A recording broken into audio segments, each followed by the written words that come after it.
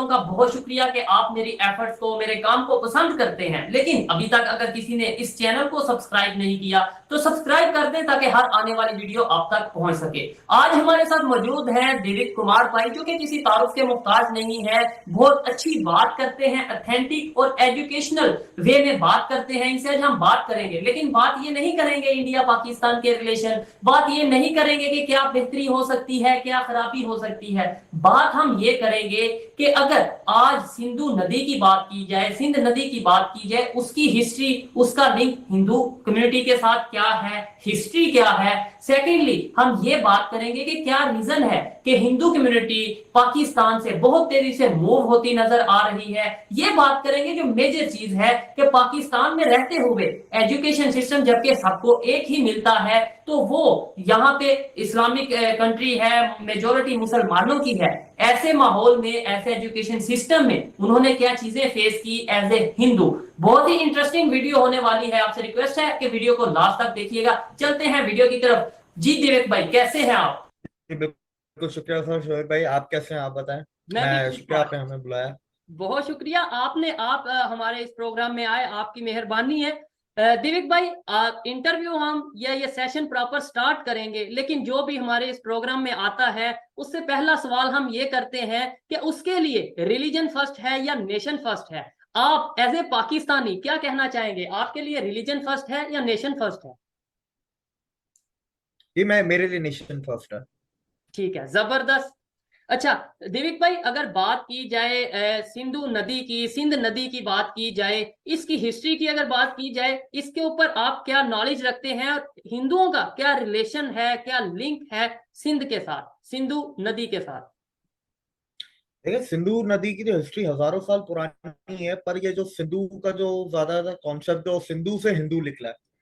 तो ये जो हिंदू वर्ड है ये ज्यादा पुराना नहीं है। 15 जो ये आप समझे 1200 से 1400 साल पुराना वर्ड है हिंदू।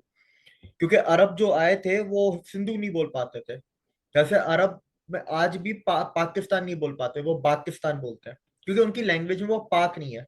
तो इसी तरीके से उनकी लैंग्वेज में सिंधु नहीं था, वो हिंदू हो गया। ठीक है। असल में हम लोग जो कहलाते हैं या अपने आप को जो हम खुद कहते हैं, हम कहते हैं सनातनी है हम लोग। ठीक है। सिंधु नदी की ये हिस्ट्री है। दूसरा देखें, सिंध की हिस्ट्री तो आप 5,000 साल पहले चले जाए, महाभारत से जाके जुड़ती है। महाभारत में भी सिंध का जिक्र है, और सिंध के लोग महाभारत में भी लड़े थे। उसके अलावा आप देखें, अगर आप सिंध से भी पहले जाएंगे कि जो सिंधु नदी या जो जिसको हम आज मॉडर्न वर्ल्ड में इंडस रिवर कहते हैं, इससे पहले जाएंगे तो सरस्वती रिवर हुआ करती थी। 8 से 9 हजार साल पहले वो भी इसी पाकिस्तान के एरिया में ही फ्लो करती थी। कश्मीर से ये पंजाब, सिंध और ये इंडिया का गुजरात, हरियाणा, मतलब वो था उनका। और इसकी ये साइंटिफिकली प्रूव हो चुका है। सरस्वती रिवर की तो जो रेफरेंस है वो हमें वेदों में भी मिलता है। तो हमारे ऋग्वेद में सरस्वती रिवर की रेफरेंस भी है। और देखिए, Sindh is very rich in terms of culture, in terms of history. और हिस्ट्री भी इसमें बहुत सारे किस्म की, ये नहीं कि एक किस्म की हिस्ट्री है, क्योंकि 5,000 साल पुराना है, आप खुद अंदाजा लगा। तो उसमें डिफरेंट टाइम्स पे डिफरेंट हिस्ट्री रही है। और सिंध ने हमेशा इस एरिया को, इस सब कॉन्टिनेंट को, जिसको हम सब,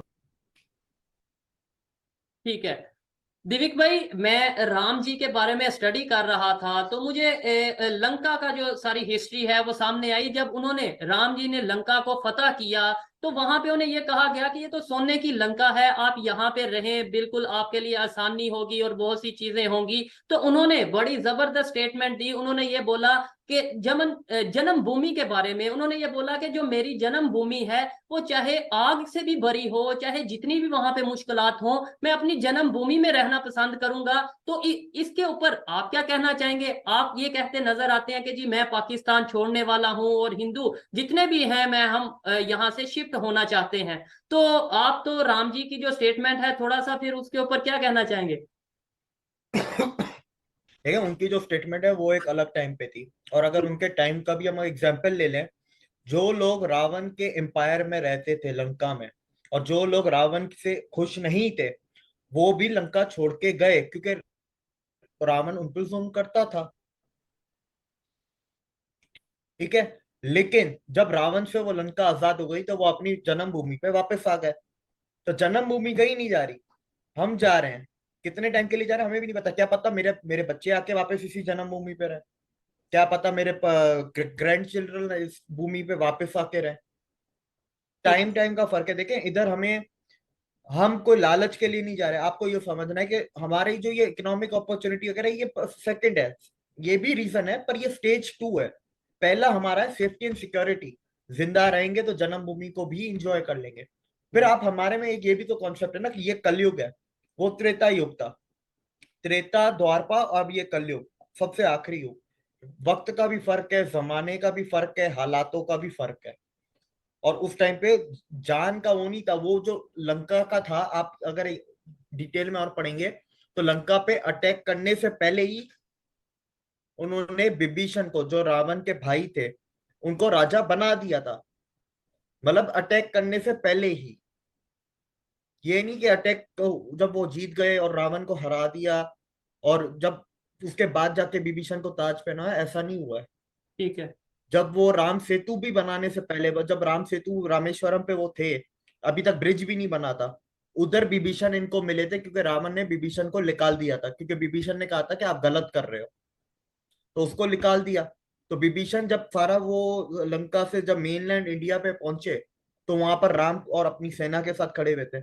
अभी अटैक भी नहीं हुआ, अभी वो ब्रिज बनी भी नहीं है, और उसको राजा पहले से ही डिक्लेयर कर दिया गया, बना दिया गया। उसकी राज जो ताजपोशी होती है वो कर दी गई थी। कर दी तो गई थी। That is the difference. We never have a mindset, try नहीं है। हाँ, प्रॉस्पेरिटी के लिए अगर हमें किसी जमीन पे जाना पड़े, किसी देश में जाना पड़े, हम प्रॉस्पेरिटी के लिए जाएंगे। वो हमारा माइंडसेट है कि हम प्रॉस्पेरिटी के लिए जाएंगे, वो तो हम जा ही रहे हैं ना। अब पूरी दुनिया में इंडियन डायस्पोरा देख ही रहे। कॉन्कर करने हम कभी नहीं गए। पिछले 1 लाख सालों में इंडिया ने किसी पे अटैक नहीं किया। लेकिन इसका मतलब ये नहीं है कि इंडिया कहीं गया नहीं। इंडिया में एम्पायर इंडोनेशिया पे भी रूल करता था, वियतनाम पे भी रूल करता था, थाईलैंड पे भी रूल करता था। ठीक है, उनके जो फिर लेकिन उन्होंने अटैक करके नहीं, पहले उन्होंने शादियां की, अलायंसेस किए, ट्रेड किया। वो इस तरीके से आगे बढ़े, और जब वक्त आया तो वो खत्म भी हो गए। इसी तरह चंपा, उनके जो सक्सेसर्स हैं, चंपा डायनेस्टी थी। ये साउथ चाइना सी का असली नाम चंपा सी है। साउथ चाइना सी तो अभी आया है ना, 100 साल पहले। इससे पहले क्या था, चंपा सी था इसका नाम। उनके औलादों, उनके बच्चों के आगे रिश्तेदारों की वो डायनेस्टी थी। और चोला डायनेस्टी दुनिया की सबसे लंबी चलने वाली डायनेस्टी थी। इवन रोमन एम्पायर भी 1000 साल बाद गिर गया था। ये 1500 साल तक ये डायनेस्टी चली है। ये एम्पायर 1500 साल तक चला है। ठीक है, जबरदस्त जी, बड़ा बड़ा डिटेल में आपने इसका आंसर किया दिलीप भाई। लेकिन